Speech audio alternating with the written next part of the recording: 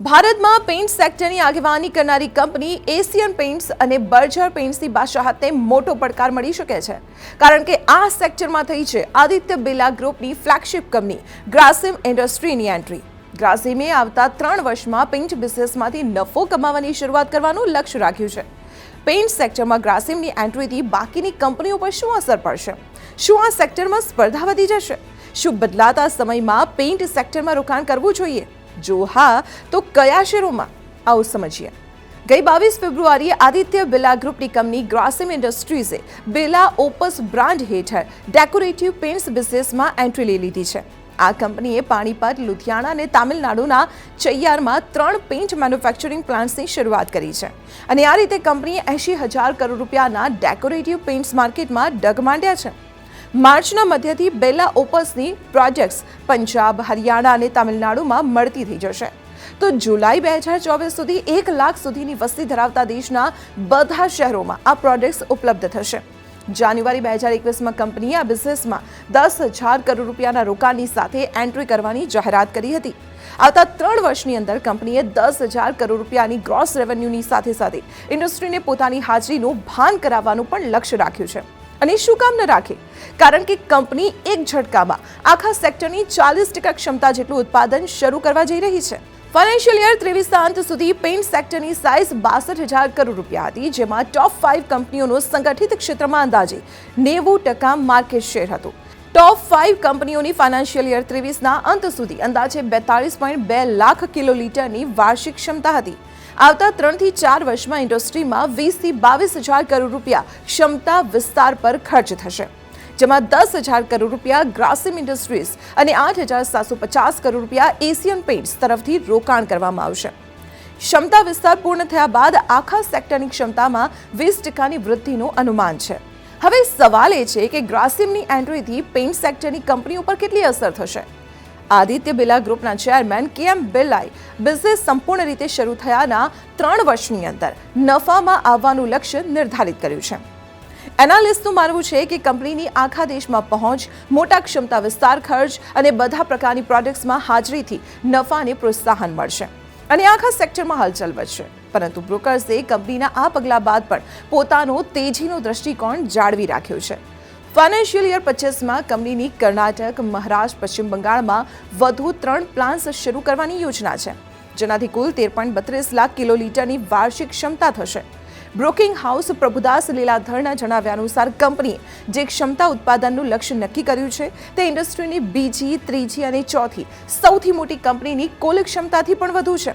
હાલ 17.30 લાખ કિલોલીટરની ક્ષમતા સાથે એશિયન પેઇન્ટ્સ આ સેક્ટરમાં લીડર છે, તો બીજી તરફ બર્જર પેઇન્ટ્સ 12.72 લાખ કિલોલીટર ક્ષમતાની સાથે બીજી સૌથી મોટી કંપની છે. ગ્રાસિમે હાલ પોતાના ક્ષમતા વિસ્તાર ખર્ચમાંથી 6,000 કરોડ રૂપિયા જ ખર્ચ કર્યા છે, એટલે કે 60% ઓછી રકમ. અને પ્રભુદાસ લીલાધરનું માનવું છે કે ક્ષમતા વિસ્તારમાં અંદાજે 40%નો વધારો થઈ શકે છે. શેરબજાર એક્સપર્ટ અમરીશ બાલિગાના જણાવ્યા અનુસાર પેઇન્ટ મેન્યુફેક્ચરિંગ કોઈ રોકેટ સાયન્સ નથી, પરંતુ ઓછી ઇન્વેન્ટરી અને મહત્તમ પહોંચવાળું ડિસ્ટ્રીબ્યુશન ઊભું કરવામાં સફળતા છુપાયેલી છે, જેમાં એશિયન પેઇન્ટ્સને મહારત પ્રાપ્ત છે અને આનાથી શેરબજારને વેલ્યુએશન પ્રીમિયમ મળે છે.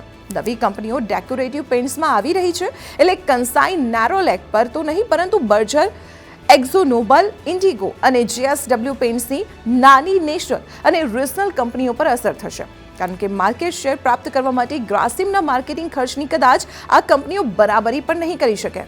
પરંતુ શું ગ્રાસિમની એન્ટ્રીથી સેક્ટરની હાલની કંપનીઓના માર્જિન અને માર્કેટ શેર પર કોઈ અસર થશે? બિરલા ઓપસે એનેમસ ફિનિશિસ પર 1 વર્ષની વોરંટી, કોન્ટ્રાક્ટર્સ માટે છૂટછાટ, ફ્રી ટિન્ટિંગ મશીનો અને વોટર બેઝ પેઇન્ટ્સમાં 10% વધુ વોલ્યુમની ઓફરથી પોતાના ઇરાદા જાહેર કરી દીધા છે. પ્રભુદાસ લીલાધરના જણાવ્યા અનુસાર આનાથી પ્રોડક્ટનું વેચાણ વધશે અને બ્રાન્ડ પણ સ્થાપિત થશે.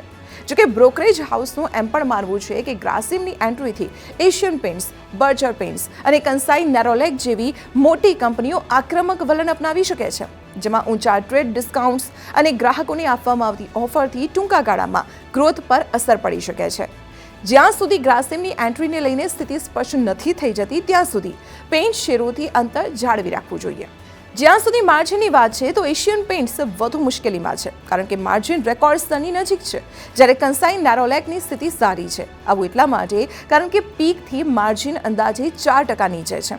આ જ રીતે માર્કેટ શેરને જોઈએ તો પ્રભુદાસ લીલાધરના જણાવ્યા અનુસાર 52 થી 54% માર્કેટ શેરની સાથે એશિયન પેઇન્ટ્સની બાદશાહતને કોઈ જોખમ નથી, કારણ કે ડિસ્ટ્રીબ્યુશન, બ્રાન્ડની મજબૂતી અને અલગ અલગ પ્રાઇસ પોઈન્ટ પર હાજરીથી પ્રતિસ્પર્ધી કંપનીઓની સરખામણીમાં આ કંપનીની સ્થિતિ ઘણી મજબૂત છે.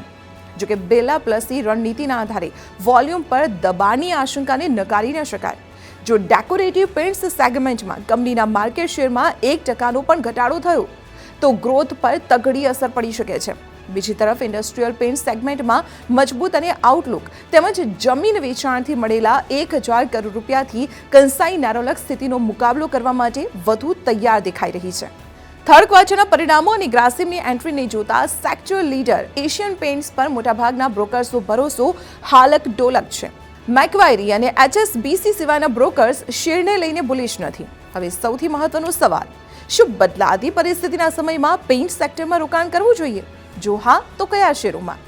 અમરીશ બાલિકાનું માનવું છે કે એશિયન પેઇન્ટ્સ નજીકના ભવિષ્યમાં મજબૂત નેટવર્કના કારણે માર્કેટ લીડર રહેશે.